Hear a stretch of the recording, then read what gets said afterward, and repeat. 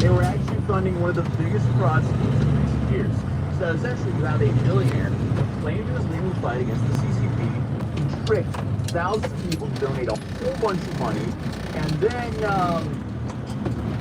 it didn't exactly go to the cause they were donating the money for. Bro essentially hit them with the Zac Efron stance, and then all he had to show for it were, I don't know, hypercars and luxury properties all around the world. So I guess what a lot of people thought was going to end up being a political revolution turned into a 30-year prison sentence for a guy instead. So on June 29th, Chinese billionaire by the name of Miles Go was known as Go Wengu and Hu Wangu. Apologies if I butcher some names here, but I'm trying my best. So you see, Go Wengu were sentenced to 30 years in prison after a federal jury had previously convicted them on charges including racketeering, conspiracy, wire fraud, securities fraud, and money laundering. So Judge Annalise Torres also ordered him to forfeit roughly $889 million. I'm a little dumbfounded by that. Let me just say right off the bat, this is like Olympic gold levels of fraud. $1 billion is an absolute insane amount of money to scheme your way into. According to the U.S. Attorney's Office from the Southern District of New York, Go led a scam that got more than $1 billion from thousands of online followers. And long before this, Go actually became famous as one of the Chinese government's loudest critics. Apparently, after building a fortune as a real estate developer in China, he fled the country in 2015 and settled in New York. From there, he reinvented himself as an outspoken opponent of the Chinese Communist Party, posting consistently online and telling followers that he wanted to essentially expose the corruption inside of China's government. And to a lot of people, especially, members of the overseas Chinese community, he was someone they believed had insider knowledge about one of the world's most secretive governments. He's the dude who presented himself as someone with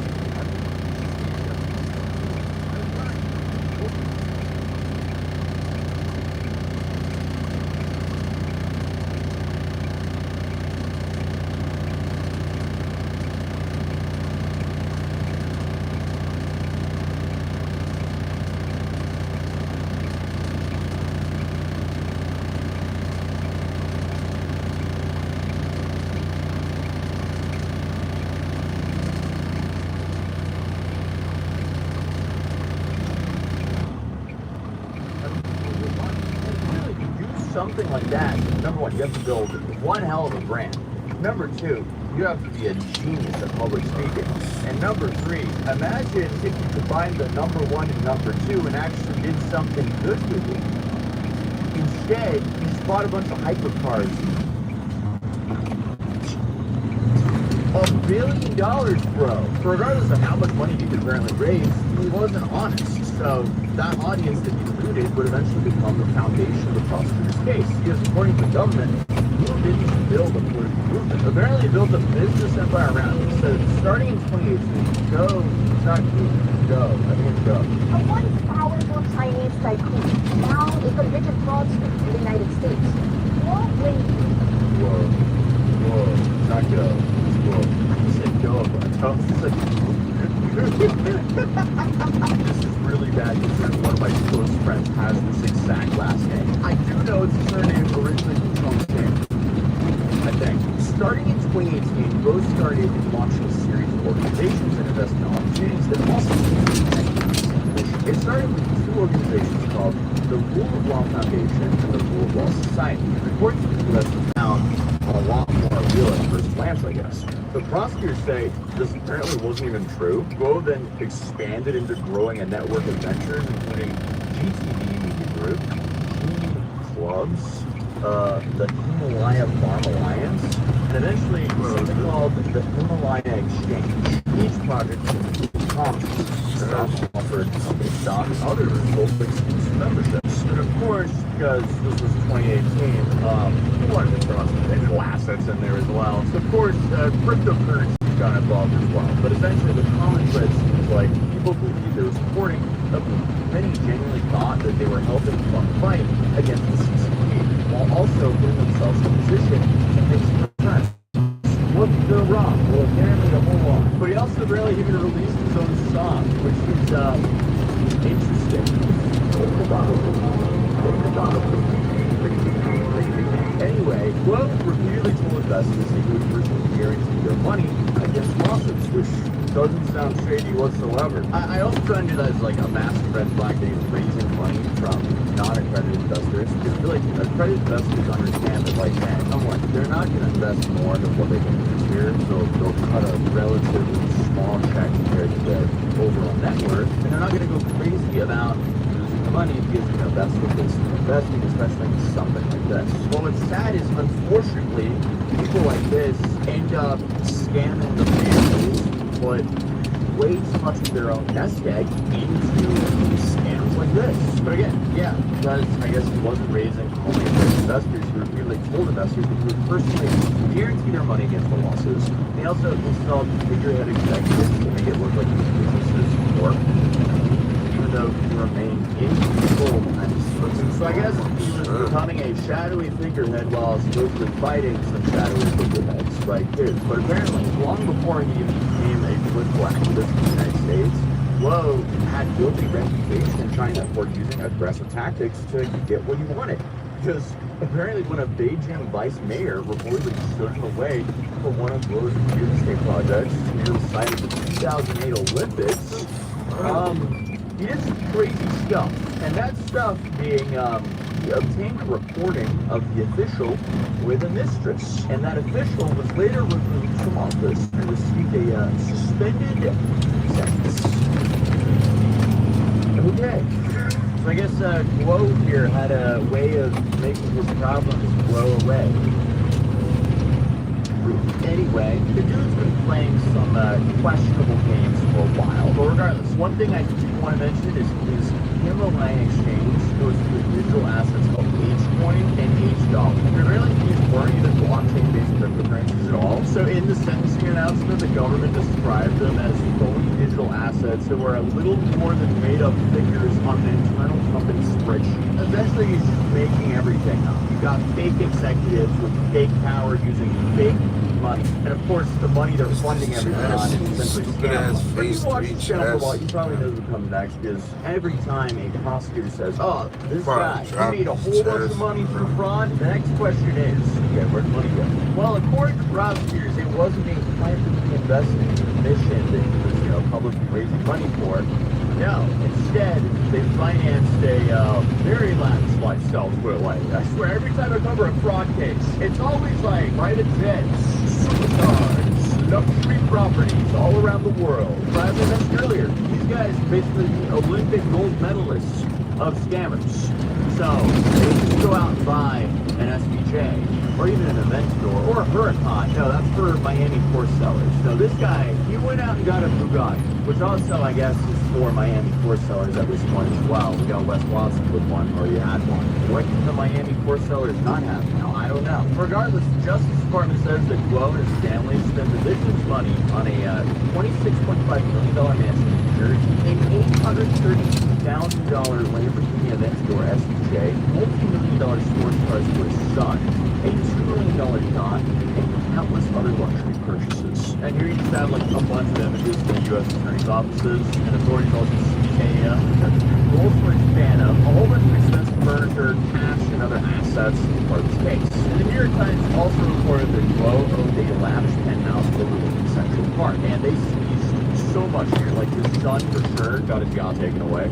Unfortunate. Fortunately, you got to use the yacht for a while. Unfortunately, your dad's a massive fraudster. You win some, you lose some as a scammer's son, I guess. Regardless, while prosecutors were showing jurors pictures of sports cars and mansions, they're also presenting something that's way harder to look at. The people that said that they had trusted him, because more than 600 victims submitted letters to the court before sentencing, describing how they had been financially devastated. One victim, Wei Chen, testified that she had invested in gold-related ventures and was left with roughly $1 million in debt.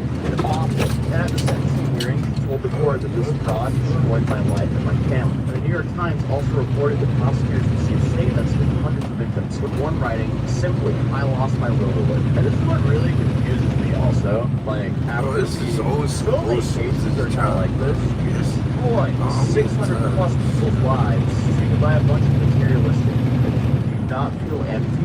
But I mean, regardless, scammers are gonna scam, but like, I just feel like the weight of destroying 600 people's lives outweighs the financial gain of being $1 billion up. Because that $1 billion can feel very empty. But then obviously people are gonna be like, well, it's $1 billion. Well, and that's why we have scammers, I guess. It's just a crazy contrast. Yeah, you know, on one side, guns, Lambos, yachts, multi-million-dollar mansions, and so on and so on. And on the other side, complete disparity. That's not that right. Essentially, you had people who were conned by a flashy sales guy, con man, and they believed that they were actually investing in a cause that was going to do something. And they also probably thought their money was guaranteed by it. And honestly, I know there's always the question of how to fall for this, but unfortunately, scumbag, and people believe them. And often scumbags are very convincing individuals. And this guy was a convincing scumbag because, hey, he seemed to be very financially successful. He seemed to have ran successful companies before, and he was fighting this cause that united a whole bunch of people beneath him. And overall, I mean, this is a movement that a lot of people really care about. So these people saw this as a way to invest and also fight for something they believe in. And it's just sad. Now, their money's gone.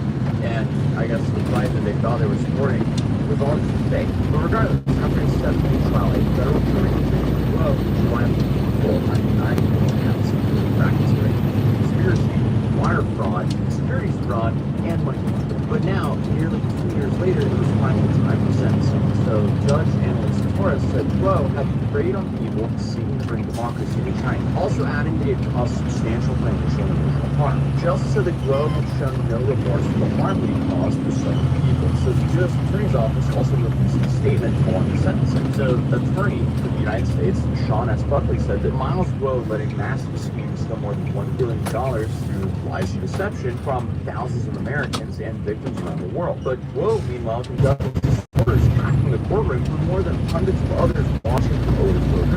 So one supporter called him our hero and insisted he was being framed because of the competition for the CCP, which just goes to show you how convincing some of these guys can be for people. As well as supported out of the courtroom, unfortunate supporters smiled, thanked them, and according to the New York Times, shouted in Mandarin, it has only just started. What, your 30-year prison sentence? Like, for a man who's just been sentenced to spend the next 3 decades in federal prison, that's an insane way to leave a court. But Guo and his attorneys disagree with all this. His lawyers say they believe the sentence is excessive, and that many investors do not believe they were defrauded, and he intends to appeal both his conviction and the sentence. So I guess this case isn't necessarily quite done yet, but also, as things stand today, a federal jury found him guilty on multiple fraud-related charges. A judge sentenced him to 30 years in prison, and he was ordered to forfeit $889 million. So obviously, this is just a huge fall from grace for someone who wants to live in a penthouse overlooking Central Park, rub shoulders with some of the biggest names in American politics, and convince thousands of people that he will change the future in China. So that's how a billionaire was sentenced to 30 years in federal prison. And here, feel free to subscribe, drop a like to the video, and I'll see you guys in tomorrow's video. Peace. Waiting tonight, the powerful earthquake killing more than 100 people, and now the urgent search for survivors. The national emergency unfolding after a magnitude 7.4 quake rocked Colombia, with dozens of buildings destroyed. This hospital collapsing on an ambulance as patients were trying to flee. The spire of a cathedral crumbling down, and rescue teams placing upon people trapped in a local canal. This just a frightening glimpse on the shelves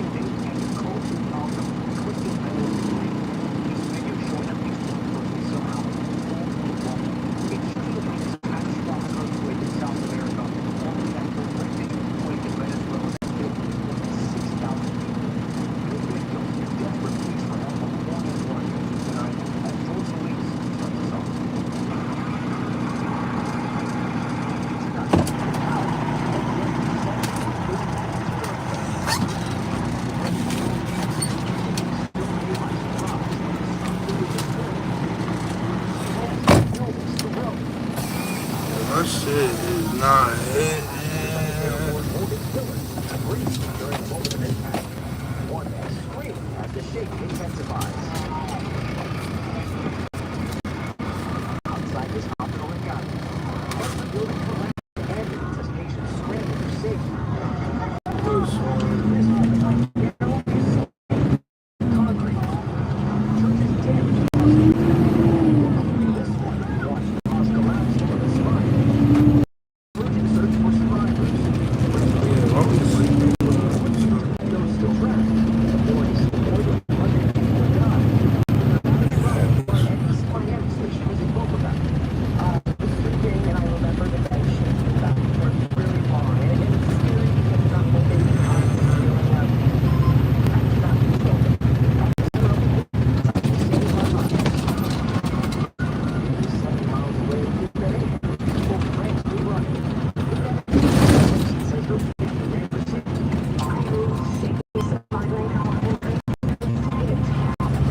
This deal opens after they felt their high-rise shake. So we just grabbed our dogs and held on. The building was swaying so much. It really felt like it was going to crack. Tonight, Simpson and her family still reeling as everyone fears more is on the way. It's really hard. Tonight, focus remained on the search for survivors. Local evidence says 6 other country airports unclosed or damaged. And will be critical aid into the country. That's hard. A desperate situation that short stories for us. That other story tonight, President Trump pushed for changes to America's vaccine schedule for children. The president saying they're just recommendations giving parents more choices, but some doctors warn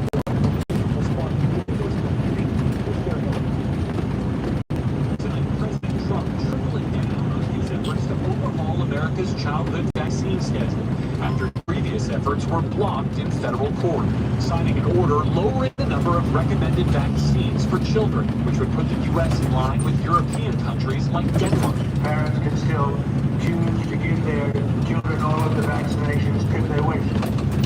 It's up to the parents who are making recommendations that are strong, but it's up to the parents if they wish. The order recommends 11 immunizations for all children instead of the current 17, and suggests consulting with doctors about others, You don't including take care of the RSV turkey. and hepatitis B, which is currently given to all infants at birth. All the The other president called it spread vaccinations across more appointments and time, including splitting up the MMR vaccine into 3 separate shots, making this baseless claim. this Again, there could be a possibility that they're quite lethal, and simply it looks like they are not at all lethal, but just very effective. Reporters pressing him. Is there any evidence of that? No. What I've heard is that there's some people that say it is that way. The president says he was motivated to change vaccine recommendations by recent rises in autism. Those studies have shown no links between them. The order blasted by the American Academy of Pediatrics. She is admitting that she is the cause of the stab wound that Mr. Ocelli received. OnlyFans model Courtney Clenny faces the music in the stabbing death of her boyfriend more than 4 years after she killed him. Christian Abamseli's family addressing the killer. No family should ever have to go through what Yamaselli had to go to. But Courtney's lawyer and her parents say she is the victim despite the guilty plea. This sentence speaks volumes about the quality of the state's case against Courtney. I'm Angie, and this is Crime Fix.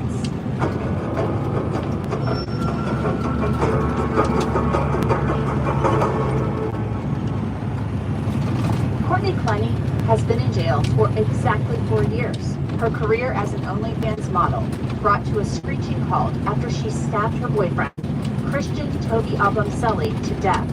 The OnlyFans model had faced a murder charge in the stabbing of Christian. There was never a question that Courtney caused Christian's death, but it was how and why it happened that was at issue. Now, Courtney has changed her plea from not guilty to that murder charge to guilty. But she's not pleading guilty to murder. She's going to prison, but not for as long as you might think.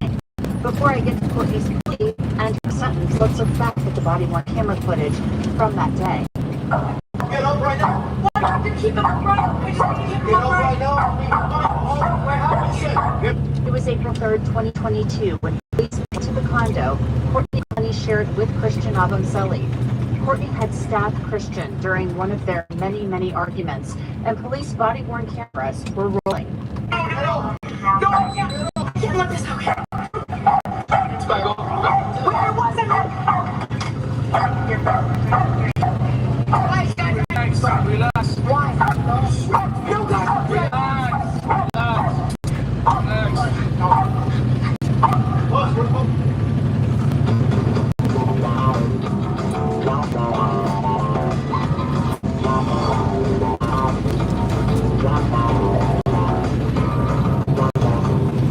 Welcome to DMZ Live. Courtney Clenny, the OnlyFans model who was accused of murdering her boyfriend, got an unbelievable shocking. She faced life in prison, and now she is going to get out in about a year. About a year and a half, because the plea deal she struck was revealed today. At the same time, they revealed her sentencing in a Miami court, and found out the plea deal was manslaughter. She pled guilty to manslaughter in the killing of Christian Abamseli, and that means that part of the deal was also that the prosecutor she would get 6 years. Now, mind you, the maximum manslaughter in Florida is 30 years. So getting her 6 is pretty amazing. And then she served to this day, to the day, she served 4 years. And so with credits, she is going to get out in a year and a half. That is called the sweet. So how they got now, I don't understand about this video. And Christian Abamseli's family, they were in court as well. They signed off on it. And they had signed off on it. The prosecutor said we met the victim's family. With one exception, which we'll get into. Right. But I have to say that Get from 30 years all the way down. let's start life. Well, yes. That if they would have prosecuted her, you are rolling the dice. But she didn't kill him. And so she says it was self-defense. And this is, if you know, the wild story that she was an OnlyFans model. He was kind of managing her. They had an incredibly toxic relationship. And that's video. Several incidents. That is Police recall. body cam video where she is a just bloody mess after stabbing him, which she said self-defense. Prosecutors didn't buy it. So in addition to rolling the dice, if they had a hung jury, she'd be in for 2 more years before a retrial. So this gets her out really fast. Yeah, and I know that prosecutors said the family signed off on it. I'm really surprised by that. Really surprised considering take away, you could have gotten life. But even if she's agreeing to plead guilty to manslaughter, why not? They could get as much as 30 years. Why wouldn't prosecutors say, no, we want her to serve 10 years? Because there was weakness in the prosecutor's case. The argument of self-defense was not just made up of cold blood. There was something there. No, I'm not saying it would have prevailed, but they were both aggressive toward each other. And, you know, I think prosecutors realized they were rolling the dice, and it's better for them to get a manslaughter than to lose on murder. And I know what you're saying, that because of all the other domestic violence incidents, that they were concerned about that. But what's interesting is that the prosecutors said the family didn't sign off on this. But we have the audio of his mother. Listen to what she said about Courtney, and it certainly makes a reference to those domestic violence. Words can never fully explain how Christian's death has affected my life and the lives of everyone in our family. There is simply too much pain to put on paper. For more than 4 years, we've lived with the loss every day and waited for accountability. Today closes a legal chapter, but it certainly doesn't close our grief. No sentence, no plea can bring back my son to me. We have endured this loss while much of Christian's life and death have been discussed publicly and nationally to support a narrative created by Courtney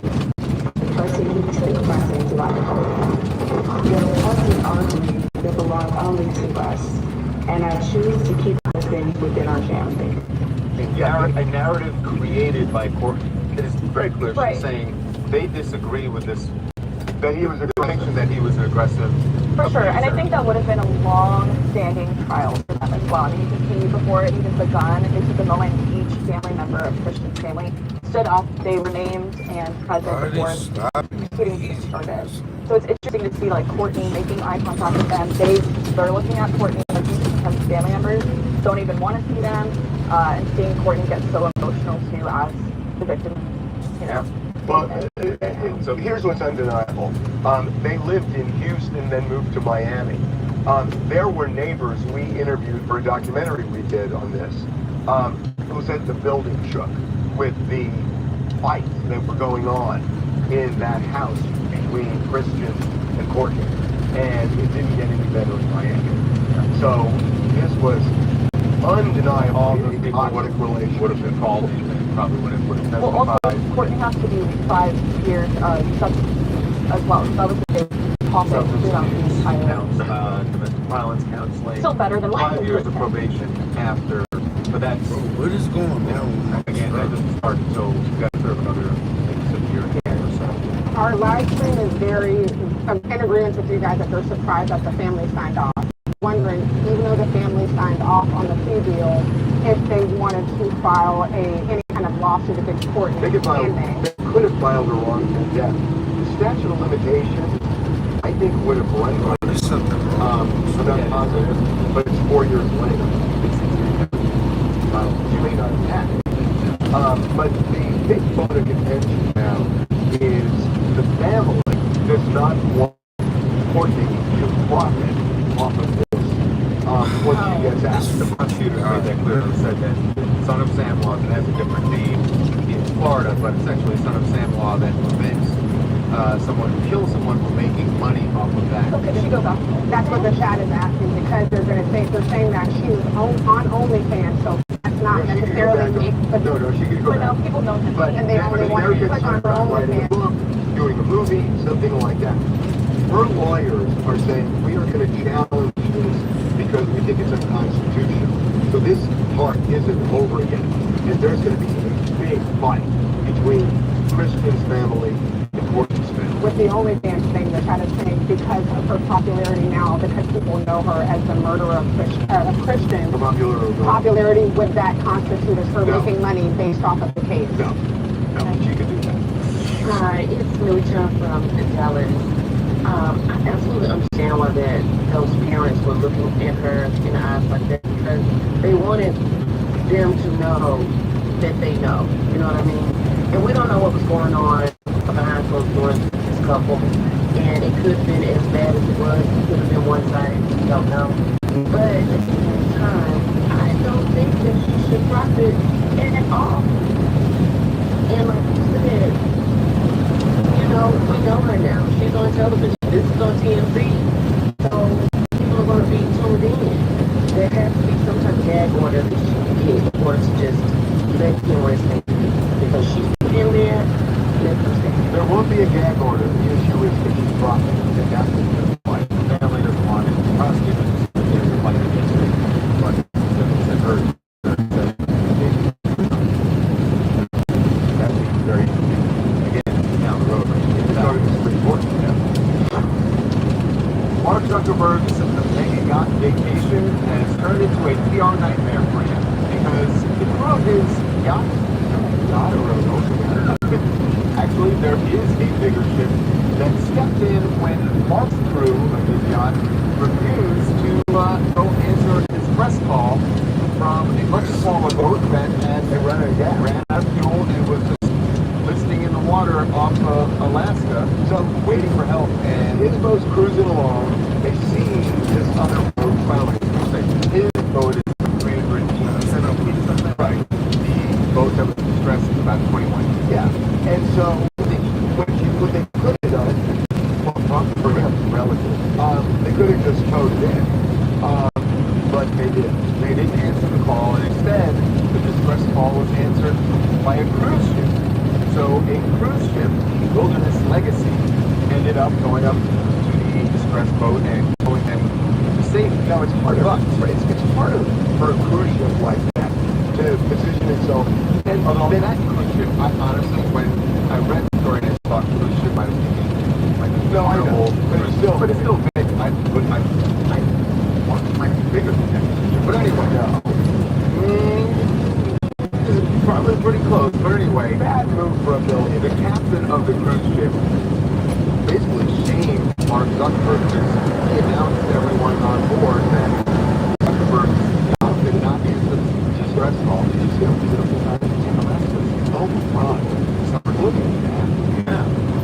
Wow, that was beautiful. Someone just had a vacation idea. Anyway, so again, the captain of that boat did shame Zuckerberg's crew, and Zuckerberg saying that, oh, his cruise ship would go answer the calls that we did. Now, Zuckerberg's representatives wanted to make something clear. He had nothing to do with it. They said Mark and his family were not on board at the time of the incident. As the Coast Guard noted, the boat was not in distress. By the time the crew reviewed the Coast Guard contact that on a different radio channel from the one they were operating on, this was already underway. We're grateful all parties kind of threw his crew of his one. Mark was not there. He didn't make any decisions. His crew did, and then there's the effort to absolve the crew as well by saying, I don't think they were reviewing. What the hell? Okay, here's how you review it. That got stuck. So it's time to expose one of David's biggest defenders, and I know that I'm going to have a lot of people on David's side over on the David subreddit pretty mad at me with this one.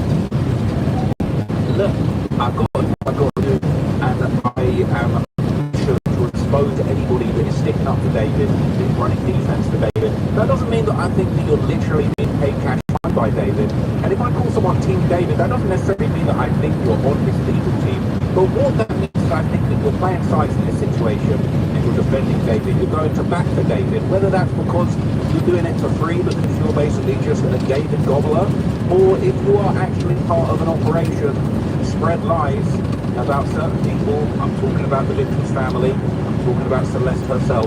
I think that there are people that have got it in their head that they can get David out of this situation by spreading lies and blaming the victim. And the jig is up. The jig is up. I'm going to expose everybody in this video. So, buckle in. Alright, I know the Discord chat over at r/David is going to go crazy with this one. Alright, and it's actually pretty disgusting because all the David said something to show with the video. So, these are the moderators of r/Davidians. Okay, in my previous videos you might have seen, I explained that David himself tried to shut down the investigation into him on Reddit by closing down his own subreddit. Now, I described it in my previous video, don't watch it if you haven't had a chance, how suspicious it was that 6 days after the murder of Celeste, David, out of absolutely nowhere, in between committing an alleged murder and dismembering and desecrating the body of Celeste Rivas, right? Not more than just the body, but in terms of this situation, right? One of the things that he's currently being accused of is desecrating the corpse, okay? And that is horrific in addition to the murder and the grooming. 6 days after the murder, David suddenly pipes up on Reddit and decides it's time for him to become a Reddit mod of his own community.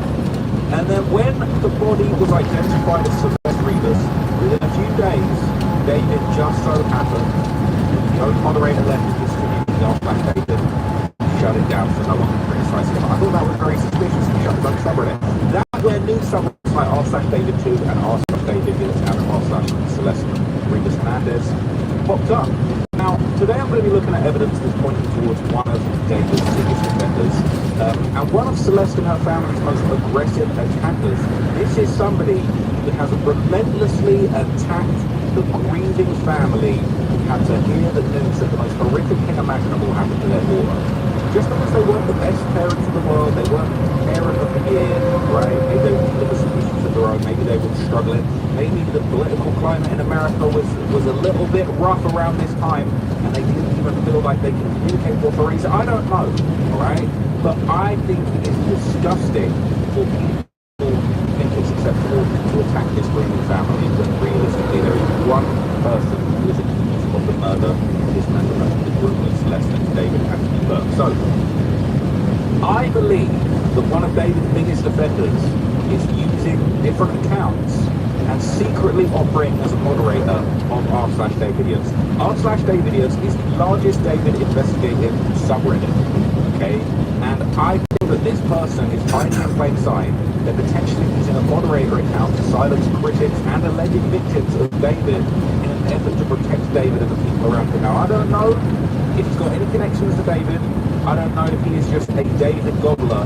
He has got his knee pads on for David. Maybe he was a fan of David's music. He just can't accept it. But this person is disgusting. And you might already know who I'm talking about, but let me give you a little bit of context, okay? Ryan Laundrie is allegedly the person who killed Gabby Petito. Allegedly, they were a couple that were traveling together, doing a van life journey across the US. And she disappeared on August the 27th. He drove home, he refused to talk about where his girlfriend had gone, he became the person of interest, and then he checked himself out before he could face justice, okay? Ryan Laundrie is a girlfriend murderer, a despicable person who was too much of a coward to even face the music and what he had done to his girlfriend. This user on Reddit, okay, his username is B Laundrie BFF, Ryan Laundrie's best friend forever. Girlfriend murderer's best friend. That's okay. Now this is a deleted post from r/David. This was 10 months ago. Just 1 month after Celeste's body was discovered and identified in the truck of David's testimony. Within a month of the body being identified,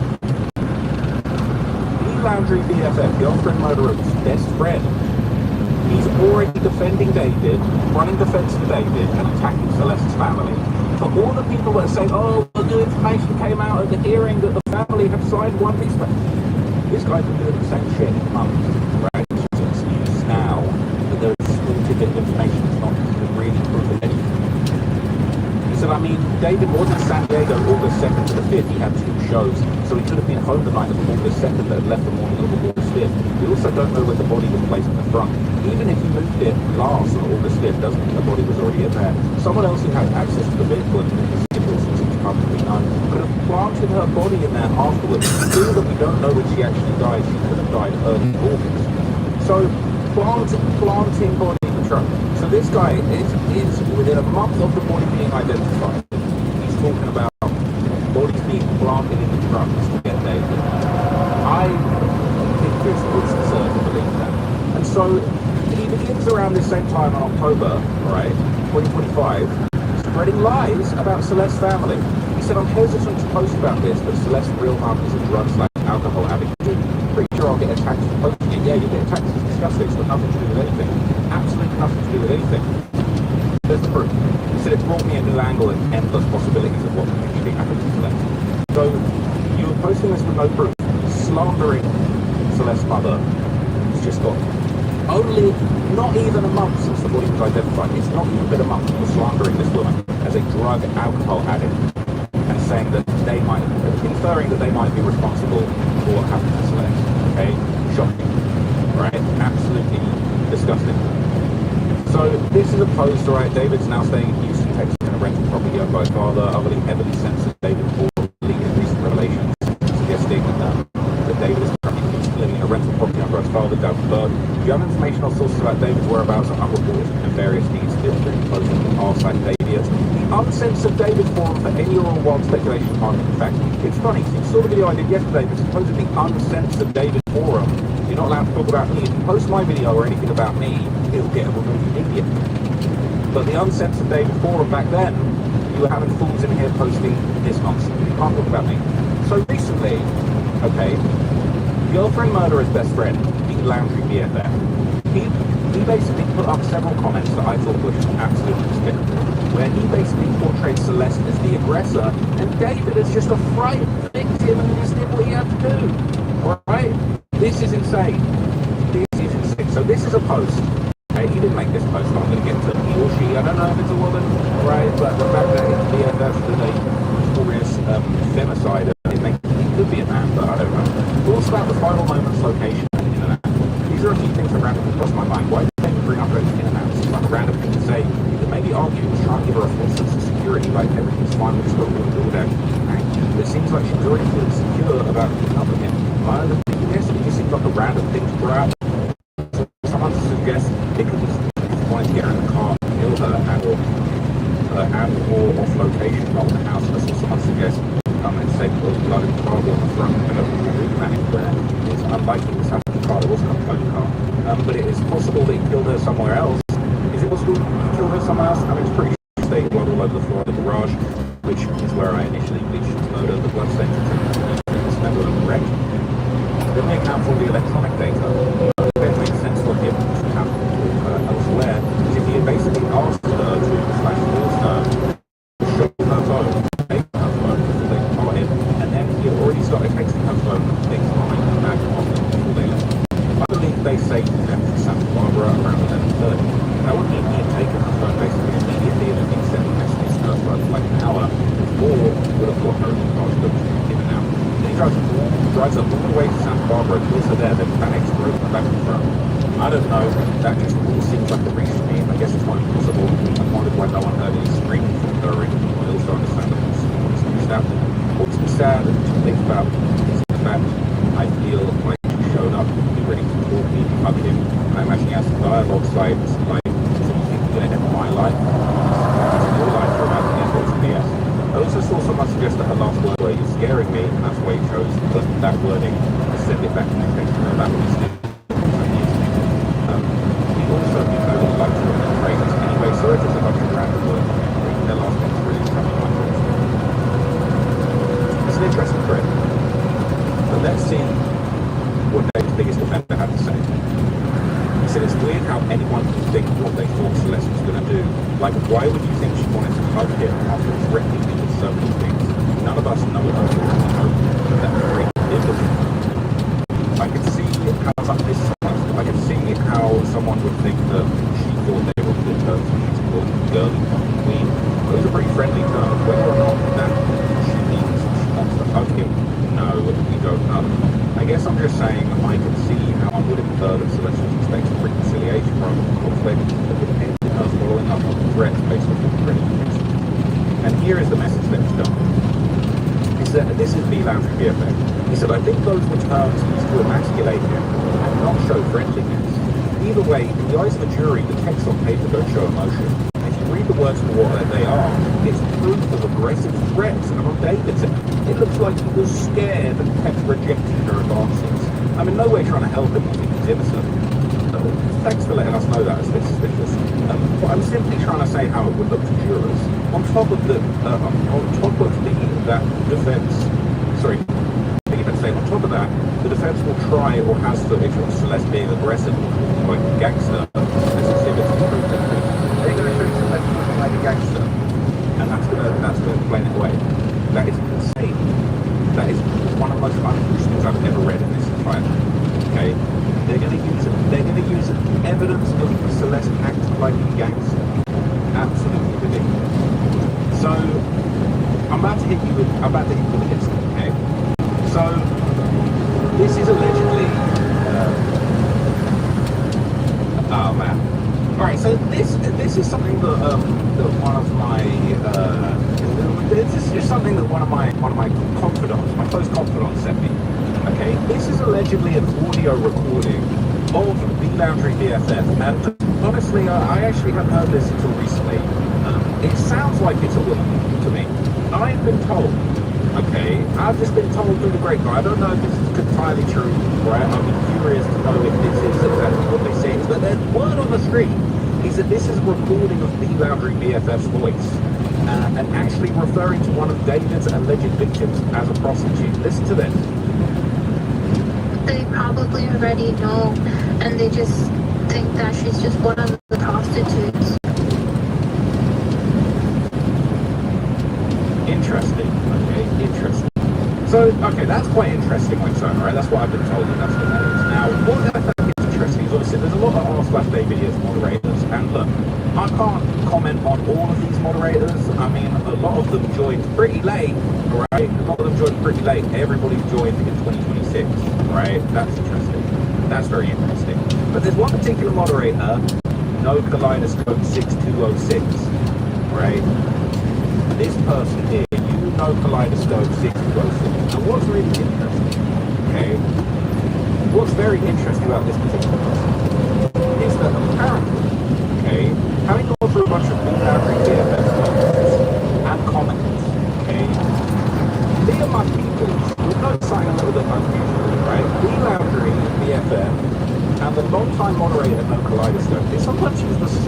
unusual spacing around punctuation. Something just noticed that Neo's mom, alright, space colon space. Neo never served, space comma space.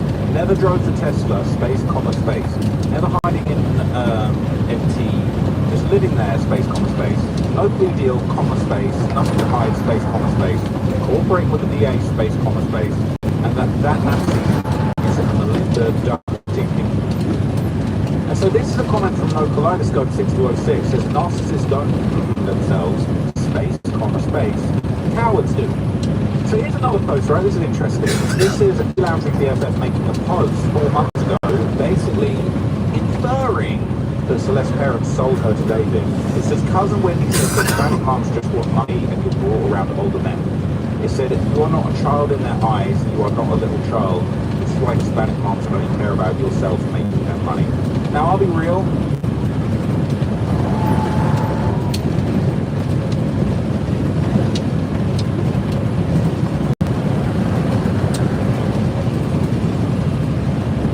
And that's where I take accountability to my brother with that. So, you know, one thing about becoming successful and then coming back, you got a past that doesn't matter what you make. Eventually, somebody gonna pick it up. That's exactly what's happening. The YouTube really block only been taken off. Some call it rape, others call it commenter, but a lot of those times, just for calling out disrespect black people who go against the black community. Somebody decided to block those old past, old clips, statements, and even his political views are now surface. They support the Trump, any Trumpist, no jumper views, and other opinions that critics say.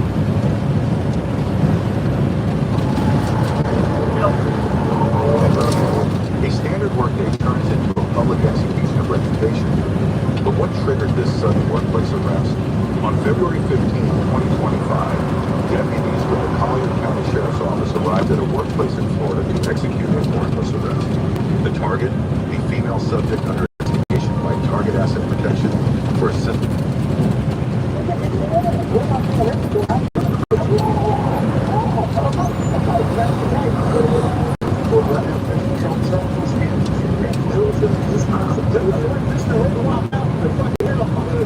There's an old saying that goes, show me your friends and I'll show you your future. In no other profession does that ring more true than yours. Because the friends that you choose to hang out with, the people who decide to ride inside of vehicles with illegal contraband, not give the police the information they need, and tussle with an officer who try to take them into custody, then your future is likely going to be very similar to theirs. This is one of those.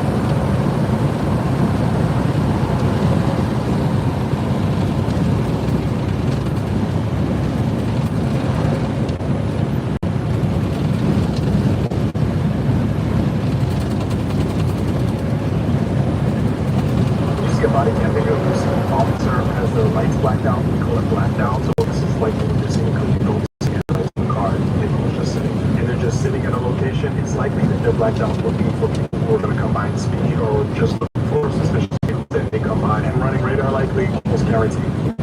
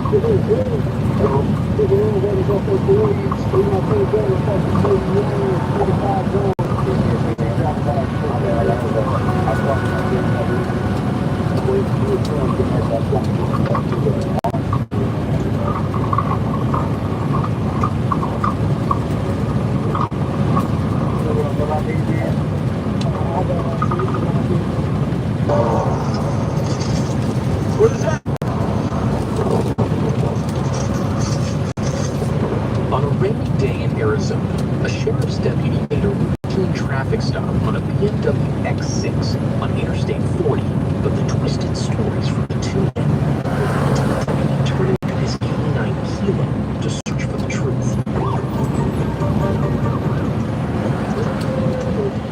Kilo, relax.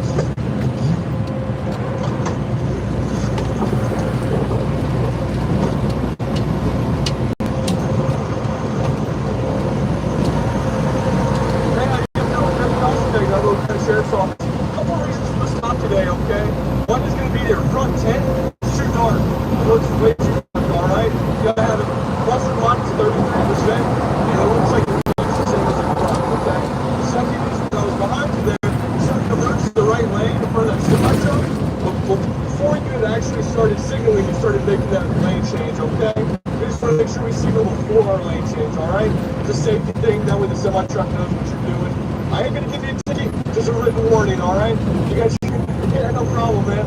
You got your driver's license handy? Do you have any identification on you, man? Did you pass the birthday or? Yeah.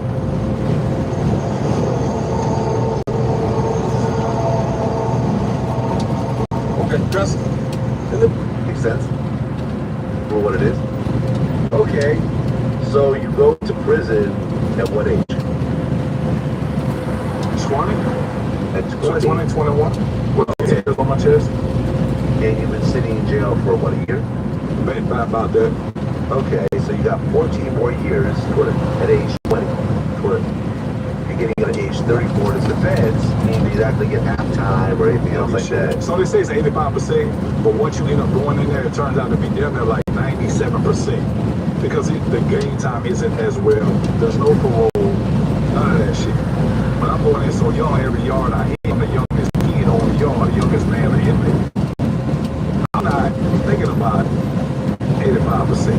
I'm not thinking about a time cut. I'm not thinking about good time. I'm gonna do every motherfucking day how I want to do in this bitch.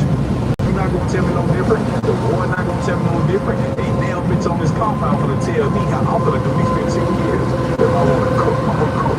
If I wanna not work, bitch, I'm not gonna work. Bitch, if I wanna go sit in the hole, I'm gonna go sit. If I wanna fuck DCO, that's what I'm doing. Well, you're coming in knowing that your 20s are done. But you just, essentially, you never got to see a day in your 20s. Correct. Outside of a jail cell. No, sir. You go in at 19, you're getting out 15 years later, 34. But just too bad, man. My 20s were a blast.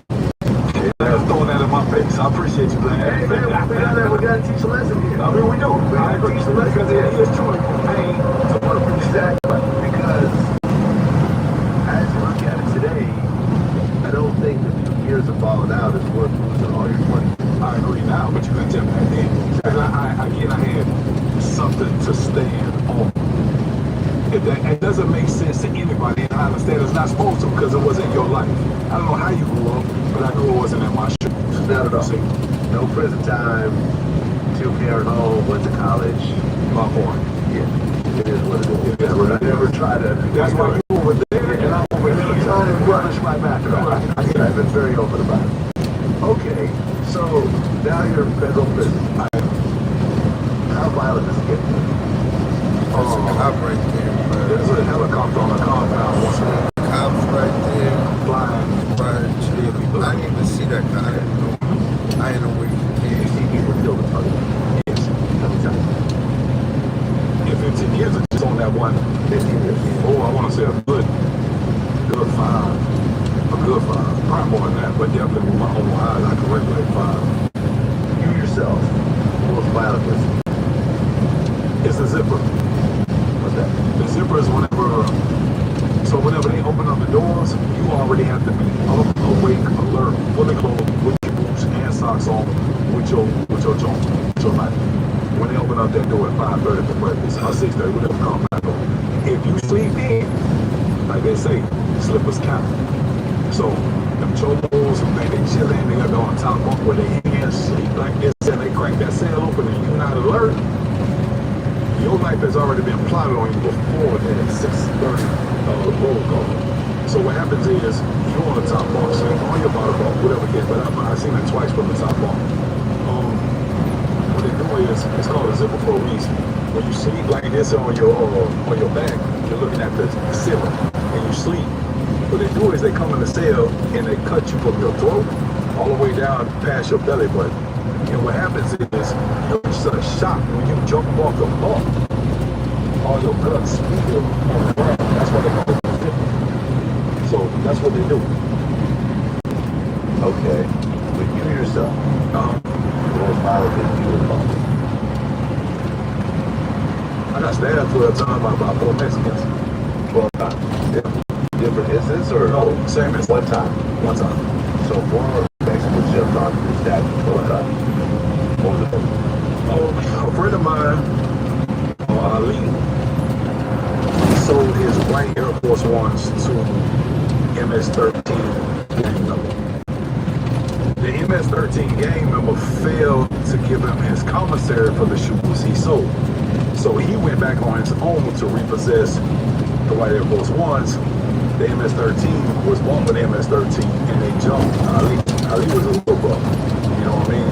He held his own, but he was small. So this was in Estelle, South Carolina. They had the weights, real weights. I'm talking about the real deep. Same thing in the gym, the 3 weights, the dumbbells, the plates, the squat rack, the bench rack, we had all that shit in there. So we coming up on a 10-minute move. Ali is coming up the center of the compound, and I can already see on his face, something going wrong. He don't carry this. They call it a resting bitch face, but I can see something wrong. So I'm like, Ali, what's going on? He's like, man, that motherfucker messed me something about my shit. I'm like, what happened? He was like, the same shoe. I was already aware of like, the shoe incident. He was like, man, I'm gonna get my shit, bro. They jumped on me. And then the air motherfucker, black motherfucker owned that compound, went straight to deep on the 10-minute move. We went in that bitch. I was like, Ali, point them out. So they're like, man, they upstairs. So they seen us coming. It's probably about a good 20 of us. You know what I mean? All of us from Florida at this time. So I go up there with Ali. I say, hey, man, what happened? So they go to talk with Spanish and shit. And the dude just swooped on Ali again. So now we end up tearing this bitch up. Now all the Mexicans come out the cell. We in this bitch fighting. I'm talking about we tearing this bitch up. We throwing microwaves. We take the CO has like a little desk. Telephone, slapping bitch with the telephone, and we this bitch mop sticks, buckets, we tearing knock up by this shit. So I got by 6 of these bitches going down. I'm knocking bitches out. Man, all them stomping the shit out of the people. Man, this down on the motherfuckers came around that corner from out the mop closet. It was like a little mop closet. Man, 4 of them bitches had them all. They commissary, they sold white plastic hangers, but they had, shaved them down in the shapes. That bitch got dead on my head. I'm throwing they punishing my ass. I'm steady fighting. So the warden come in, and the reason why I had a good relationship with the warden is because I was a shot caller at the time. So the warden come in, they shut the shit down, they sprayed the motherfucking mace and shit like that. So the warden take me to the office, I'm in handcuffs, he's like, man, what happened? Like, you're supposed to come and do anything. And the warden was good, he was black, like, he was really punishing good, like, he went trying to like fight for blacks, women, if the shit happened, and the bitch was wrong, your ass up out of here. And that's how he played it, which was fair. So he was like, we want to go to the hospital with it. I'm like, nah, I'm going to eat all that shit. He said, we're going to take the infirmary, check you out. What happened? I told him what happened. You know what I'm saying? So he's like, so they do the investigation. They lock me up, they lock Ali up, and one of my partners, and everybody else go back to their cell. They lock the compound down for like 3 weeks, do the investigation. So one come back, he's like, the dude who started the shit, the MS-13 already sent a kite, which is a note to whatever compound he go to next or whatever. Long story short, they end up killing the dude who started the shit because he went back and lied to they shot caller saying that Ali started the shit and tried to steal their shoes. Well, we had like politics. We all go sit down to the round table and explain to each other, like, on some real discipline shit, this what happened, what's that, how can we figure this shit out? So they know. So long story short, they found out that people had lied about him. They ended up killing that boy. They killed him. Well, you have race riots in prison. We do. And when that happens, what do you do? Because you're mostly associated with blacks, but you are white. Correct. So, are you associating with the Aryan Nation, the Brotherhood, and the Nazis and so forth? No. However, when I first came in, I had already said what I was gonna do. You can't be in between the fences. You can't be on both sides. Whatever the fuck you is in that county jail, if you gay and you in that county jail and you hit that compound and you trying to be a man, they finna make you be that same punk you was in the county jail. So whatever you is when you come in, that's what the fuck you finna be. That's your beat, that's your statement, that's what you gonna do. And that's what I did. Okay, so you were always on the black side. I was always on the black side. Okay. But they had a problem with it. They did have a problem with it. Who was At they? first. Area, you know, the white people. Because you I mean, them people had already been locked up 10, 12, 15 years. So to have an anomaly like me hit the compound, it fucked their head off. They don't understand it. You understand what I'm saying? But at the same time, this was their warning to me. If that's what you choose to do, we're not fucking with you. Don't come back over here. Don't come back over here, bitch. Don't not no shower slide, not no phone call, fool. You gonna do what you gonna do right now today. And let me tell you something. Just like if shit go down, your ass a target. So I'm saying, listen, I respect that. I'm a grown ass man. You ain't know what type of neighborhood I just left. You understand what I'm saying? Whatever the fuck come with whatever fuck my choices is, that's what I'm gonna do. But I will say this. They didn't like it. But I had some of them who respected it because I wasn't a rat. I wasn't a chomo. I came in there stand on 10 toes. I told them, you know what I'm saying, exactly what my choices were. Man, the people, they didn't like it. But some of the cohorts or, you know, gang members or whatever, they spoke to me. You know, it wasn't like, oh, you were, I ain't even gonna say it. But they were like, you know, you were in-law, but you know, you this, you that. You know, you don't know who you are. You know, you with the black.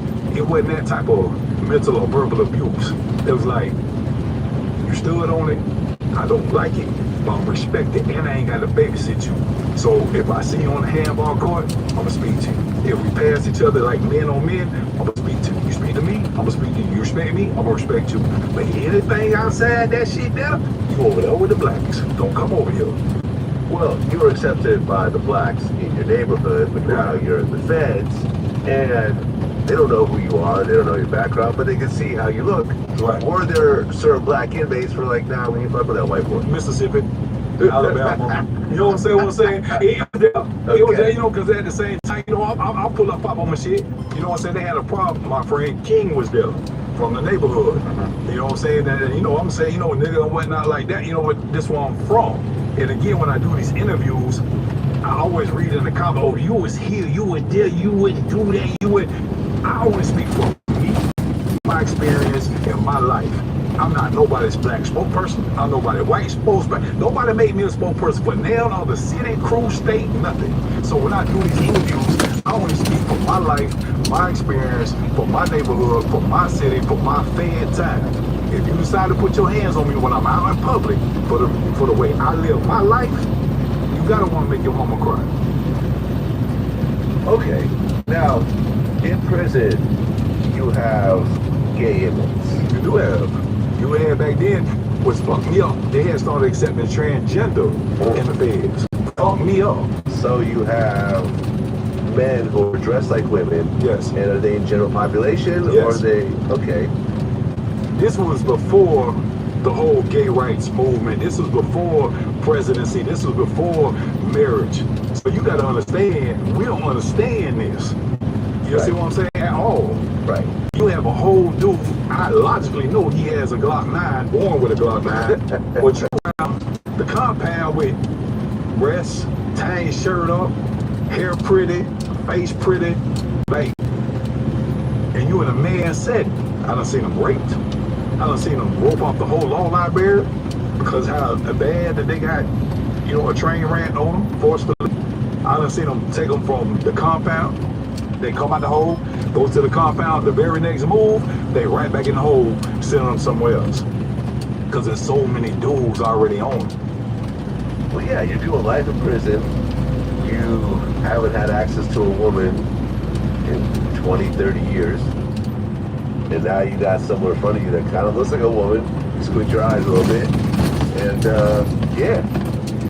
So you're saying that the transgenders were getting raped on a regular basis? It wasn't many, but the ones who were entering the compound, yes. Okay. What about non-transgenders? Just young guys coming in? Back then you had the DC Blacks who was running that bitch, and they were running that bitch rapid. Listen, no offense to Washington, D.C., but I've always heard this whole gay D.C., prison population with just a lot of people I've interviewed. Yeah, they know it. It's they just know the culture out there? Right. I mean, Okay. with them, I've seen them run into a boy cell, not a man cell. But the dudes put themselves in that situation. They go in the DC room. They know already the DC Blacks already got the rumor. So why you going out there drinking with them? You already know what you're doing. You understand what I'm saying? So it's just that type of thing that was going on that I seen, but they not running down on no grown ass man trying to turn them out. You come in there, you got a little twist to you, you got a little softness to you, your hands, a little bit of, a little lotioning. They gonna get on your ass. Okay. Now, you yourself, you were sleeping with the female CEOs. I was sleeping with the female CEOs. Okay. I was sleeping with the chaplain's secretary. I was sleeping with my counselor. Yep. Okay. Did you ever get caught? No, not me. A few times, almost. Okay. And you've got into fights with not only inmates, but also COs. Absolutely. Okay. The white COs hate me. Really? Hate me with a passion. Why? They don't understand me. It's like that today in the real world. My most criticism, the most threats, death threats, the most erratic comments on the post is from white people. They don't like me. They hate me. I'm a wigger. That's for people who sit in their house. That's for people who sit in their trailer. That's for people who are keyboard warriors. That's for people who hasn't lived my life, who don't understand culturalism, who don't understand regional, bias, or who didn't come from my worst critics is for white people. So the CEOs too took that same step. I'm running with the blacks. I speak a certain ethnicity. The women who I go out to visit with are, African American women. In the feds, you can take pictures. You would buy a picture ticket from the commissary. It's like a paper receipt, like a CBS receipt. Yeah. And you would take it to the picture man, and you'll go in front of the little background and take a picture. So the white CEO who he had a problem with me. I don't have a problem with whites, blacks. I don't care if you Muslim, Jew, Christian, brother. I don't care if you LGBTQ. None of that shit offend me. Whatever you like, you like. I don't care. So I fuck with everybody if you respect me. So this bitch, about 7 foot tall, named Lurch, that was a nickname. So he would come in, and back then you could have like you could buy one frame, like photo frame, and set it on your desk or whatever. This bitch come in and search my cell down, see all the black girls I'm out there on visit with, take my damn pictures, tear them up and throw them on my ball. Bitch. Now where I come from, that's disrespect. You feel what I'm saying? Now fuck, cause you think that you a CEO and you can't be touched. I'ma see about you. It may not be today. May not be tomorrow. But I'ma see about you. I wasn't even laying on the first couple times shit happened, I address it. You know what I'm saying? Hey man, stop fucking with me, stop calling to my cell, I'm telling shit. So one day, I never took a job in 15 years. I never worked on their compound ever. I was always the hustle man, the consigliere. I put all the cars together, money together. I'm with all the bookies, shit like that. You know what I mean? I'm running the compound. So they used to try to bust me. The CEOs will pull me over on 10-minute moves. The CEO will keep me out of the wreck. Y'all remember, put my hands up on the wall, shake me down. They looking for tickets, gambling tickets. But everybody knew I was so smart. I would hold all the tickets on the compound would be on my head. The book is paid crazy money for me. They love me being there wrong. But I'm gonna be where the money is. I'm gonna be where the bitches at. I'm gonna make sure I'm gonna be, and this is my 15 years. I'm gonna do this shit the way I wanna do it. Well, you get out in 2015? Yes. And you end up doing your entire 15 years. 100%, tell it though. Probably a couple extra days. Right. And you come out to nothing. To nothing. You're broke. Nothing. Broke, devastated, no family, no friends. The only thing I had to stand on was my name, Black. And by then, nobody knows. 15 years have gone by, these people dead, the neighborhood's changed, it's gentrified, there's a college out there now. Nobody knows me. Nobody. What's your prize for that station? Nothing. Exactly. Nothing. Kevin Gates, one of my good partners, he got a song called Pussy Ass Nigga. And in the song, he's saying what I live. He's saying you don't get no platinum reward. You don't get no success. You don't get nothing for being a stand-up guy. You don't get nothing for not stand. You don't get nothing for being a good dude. And the song is a great song. It's a great song. But There's nothing. Nobody was there. There was no support. There was nobody cheering me on. There was nobody with a care package. There was nobody giving me a car. There was nobody giving me a barbecue. Nobody gave me money. Nothing. In retrospect, do you wish you would have cooperated and spent those 15 years outside? I'm gonna say this. I wish I would have made better choices in my life as a younger person to be a greater successor and not put myself in a situation where I have to make a decision to do my time to be a stand-up man or tell on everybody else and not let them live. Good answer. So now you have to rebuild. Yes, I do. And you first start putting out t-shirts. Similar. I had a friend of mine, I love him, I can't even say his name, but everybody know him. He still owns a club to this day in Tampa. It's the After Hours Club. Y'all put it together. I come home. Me and him used to ride bikes, you know, share different paint colors and stuff like that, cars. When I came home, he had a club in St. Pete. He said, listen, I'm gonna tell you what, I'm proud of what you did. I appreciate what you did. I'm gonna give you a job. So I'm like, he's like, pick anything in the club you want to do, and you can do. You can be a night manager, you can be a day manager, whatever you want to do. So I picked security. I was fascinated with the security. You're the doorman, you get all the vibe, you set the vibe. I've been locked up for 15 years, so I want to see people, I want to meet people, I want to greet people. So in doing so, I seen the rest of his security, quote unquote, you know, throughout the few times working. And I would ask them same thing as I was on the block, same thing I was in prison, same thing. I want to know what's the education behind this shit. Because if you got no education, I'm going to learn it and I'm going to put myself on behind it. So, you know, they telling me they've been doing this shit 10, 12 years, mind you, I'm in prison. But bro, your shoes leaning, bro. Your t-shirt faded, bro. Your pants bigger than, like, you know, security should be more professionalized. But I won't tell them that. I'm just making notes to myself. So as time goes on, I'm doing the security. It's a bunch of strippers who love me. At that time, the strippers was really popping. The strippers who gonna put you on, you see? So I started going to strippers. I started doing all this shit at night. So now I'm jumping on and off stage with a badge. But I ain't the police. Mind you, I gotta reinvent myself. So for those who don't know me, they think I'm really the police. They don't understand it's a security badge. You can go buy that at the little orange store. They don't understand that though. But you 15 years, now you get back out in society, now you wearing a badge. So my OGs pull me to the side, say, listen, but take that badge off. We know you ain't the police, but them kids don't know it. But you make yourself look bad. Put your black t-shirt on. We know who you is. So I started doing that. So at that time, I didn't really know social media like I do now, but everybody wanted to know who was the white guy at the club. Like, where the fuck did y'all get him? And at that time, I came out of prison, so I was, you know, a little bit cut, a little bit thinner, you know, I looked great. So, you know, Flora, she won the Dawn. Arabic Zeke, Kodak Black, Coley P, Polo Poo, Cooley C, Nation, Gangster Comedian, Lou, 31 Corleone, all of them places now starting to pop down to Pompano. So I migrate down to Pompano because they need a driver. So now I start going on tour and taking them off to Jessup, Georgia, Savannah, Georgia, Jacksonville, Texas. Now I'm moving what we now know is Kodak Black. Back then I didn't know he was this big. So that put me onto another, you know, platform. That their social media will help. Now everybody want to know who the fuck is this white guy. You know what I'm saying? I didn't know nothing about social media. I didn't have Instagram, but I had Facebook. So that just kind of spawned in itself. And that's why I started making the t-shirts, because didn't nobody know who I was.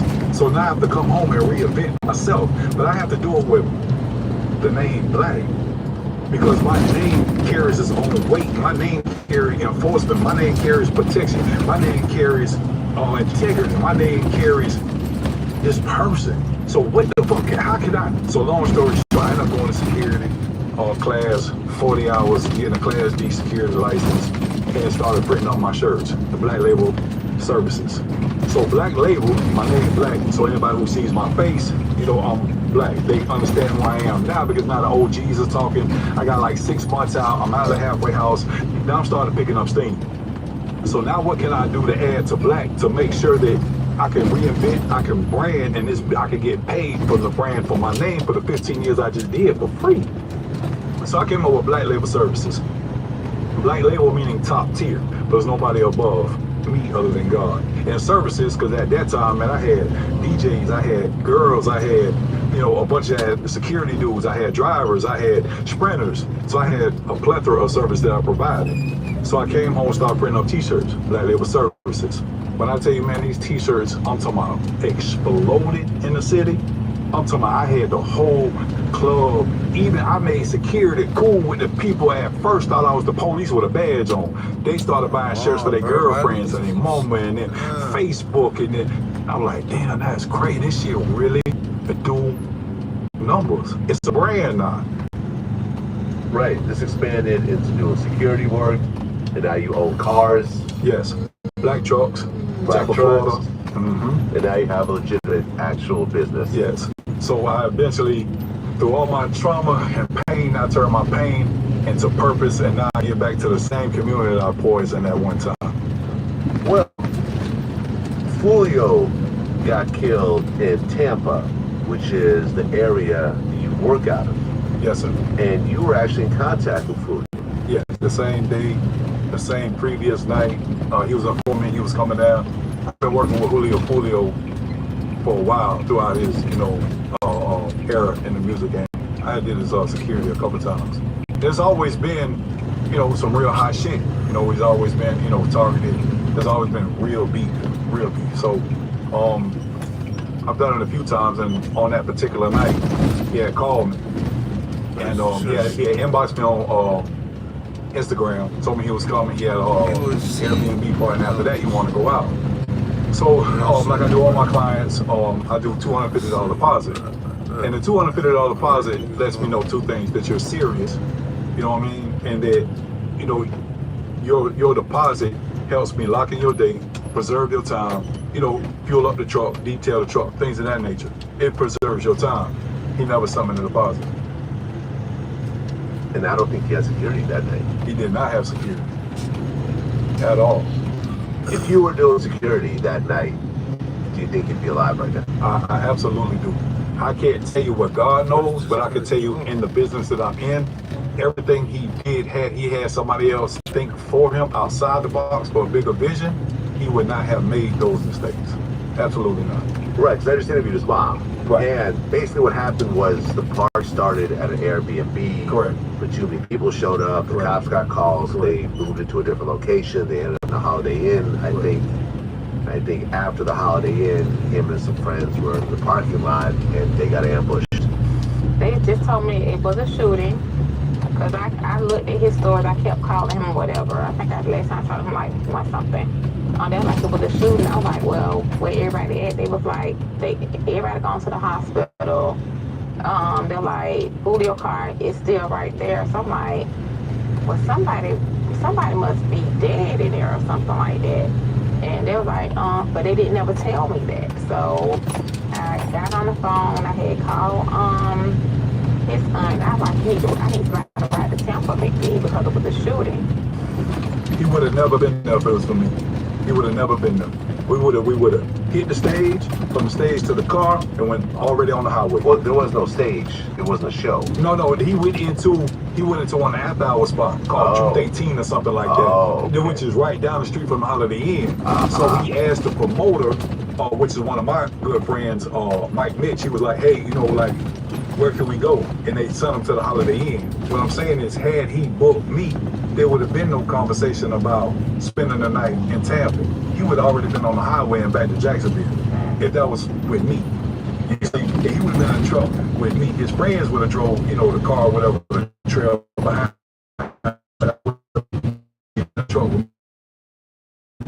I can't tell you what God's plan is and the type of protection I provide. You know, intelligent ones. No way in the world. Julio was one of the targeted artists in Florida.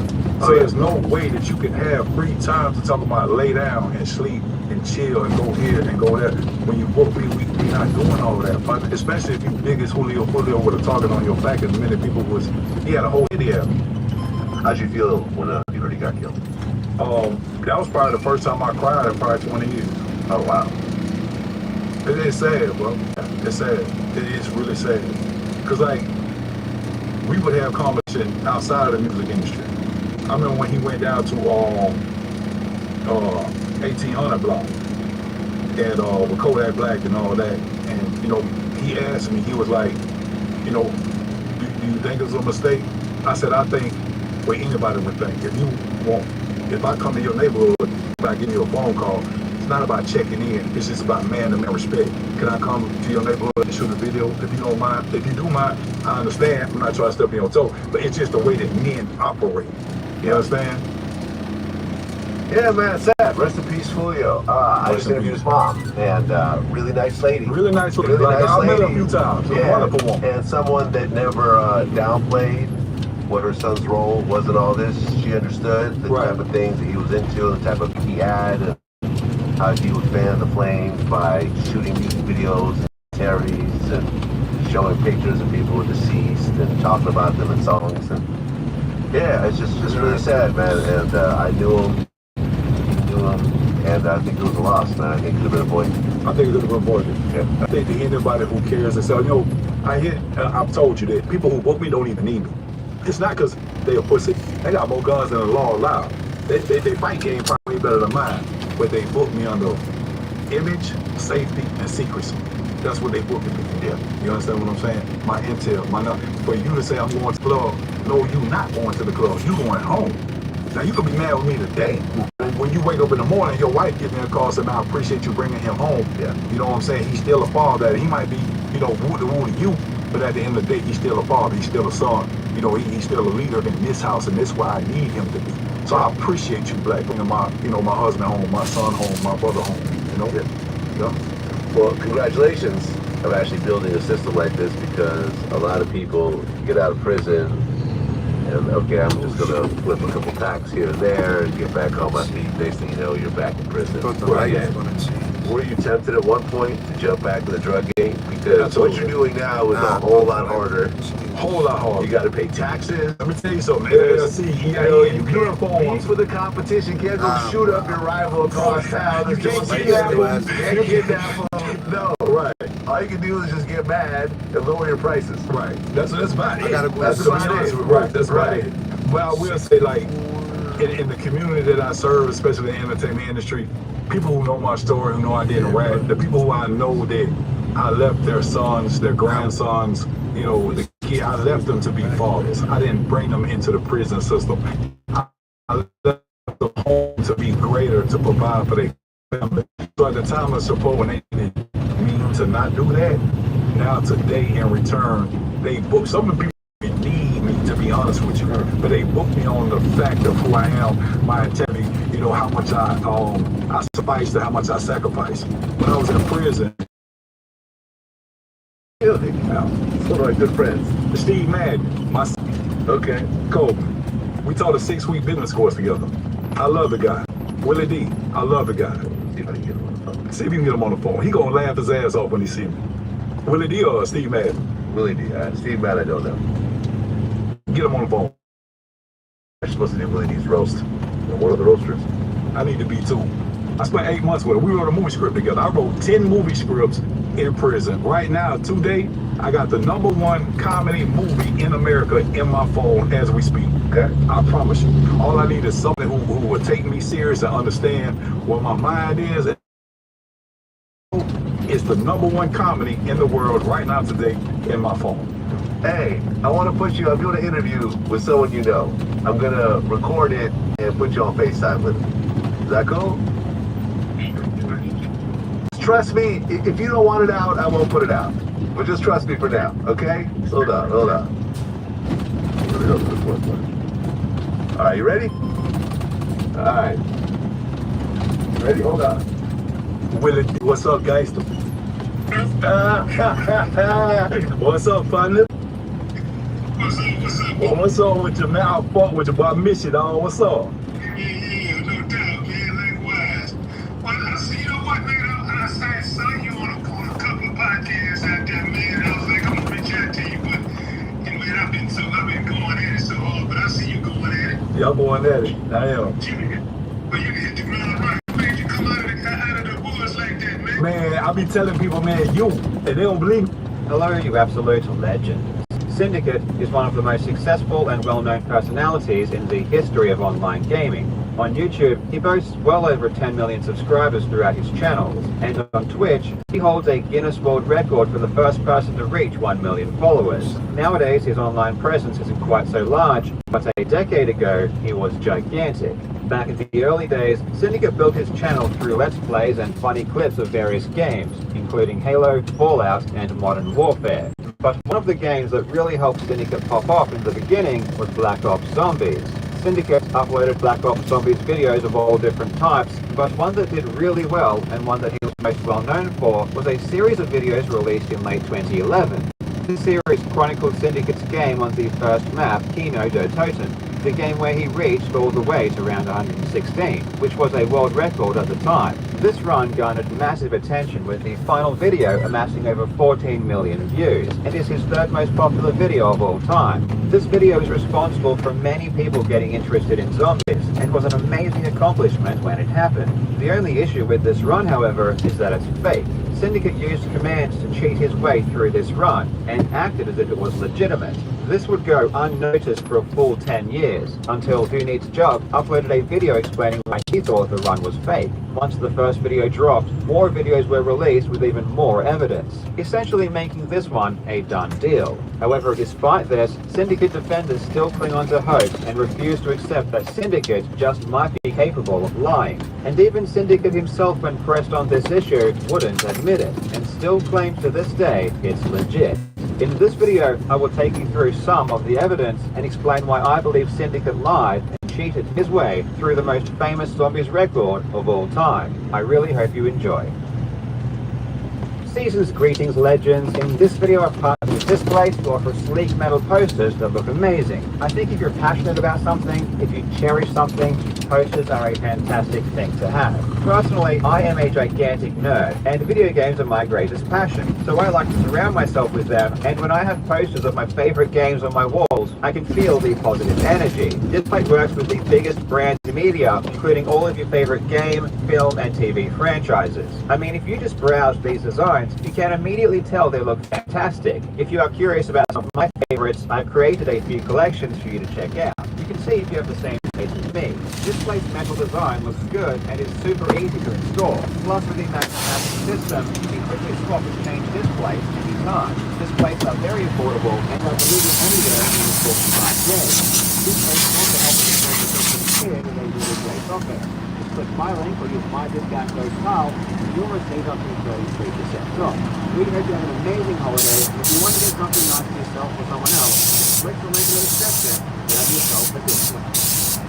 Over a span of 2 weeks beginning in late October 2011, Syndicate released 11 videos showcasing highlights of his run up to round 116 on the Black Ops Zombies first map. Needless to say, these videos don't show the entire run, which wasn't required for the reason. As getting up around this high takes extensive hours, and especially back then, asking someone to upload the full run was unreasonable. If anything, the amount of footage needed to get uploaded was more than most. It also helps us to analyze it to test the consistency. The first video that uploaded was around 68. This video is only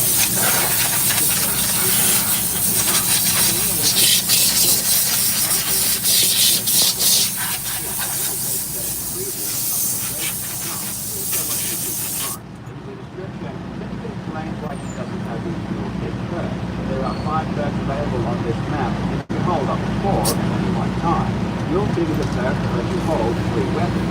However, when you die, you lose all of your birds, including the weapons at the third weapon slot. In this case, Syndicate was holding the Thunder Gun in this slot, which is the best gun and the one he is relying on to get through rounds. Another perk is called Quick Revive, which you can get 3 times. Quick Revive is self-explanatory. When you die, you revive. However, without your perk, so Syndicate is explaining that at some point he died, was forced to revive, and the person used guilty again in case he lost the Thunder Gun again. This description is very important, because in this video, uploaded on the 32nd day, now on batch 1, Syndicate repeats his explanation, and to avoid confusion, the word down refers to a death. So saying that you had a down is just another way of saying that you killed. So it's actually just really regarding down for you, you become a hot was at around 7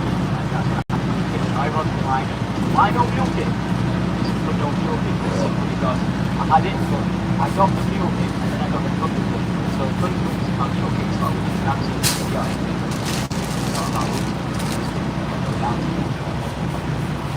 Because really these two videos are supposed to be the same game.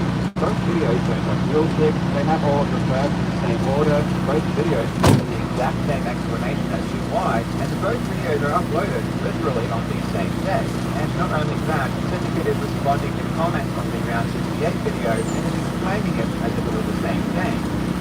Stupid down a pad was at 27, and that's what happened to Milky. Now everyone was like, why no Milky? However, we know for a fact these are two completely different games that are being spliced together. Every time you start up a new game, you are randomly assigned one of four characters, and you can tell which character you are by either your speech or your hand model. Syndicate had his character's speech turned off, but we can still see his hands to know exactly which character he is playing. On his Round 68 video, we can see that he is playing as the character Nikolai, but in the very next video, Round 71, he is now playing as Tapio. It's important to note that it's impossible to change characters mid-run, so these videos are definitely from completely different games. When confronted with this, Syndicate's excuse is quite frankly amazing. According to Syndicate, sometime after he uploaded his Round 68 video, his game crashed, so he had to start a brand new game. Then, when he got back past his previous run, he pretended it was the same run. He did this for literally no reason, and didn't even mention it at the time. Despite legitimately getting up for the same round again, he felt the need to lie and tell the same story about being down and losing kill kit. Even though, as we'll discuss later, this really applies to his current game. It doesn't make any logical sense, and quite frankly, it's basically impossible for this story to be true. As I mentioned before, both of these videos were uploaded on the same day, and not only that, even more videos afterwards were still on the very same day, all the way up to round 81. To reach rounds this high, it takes many, many hours.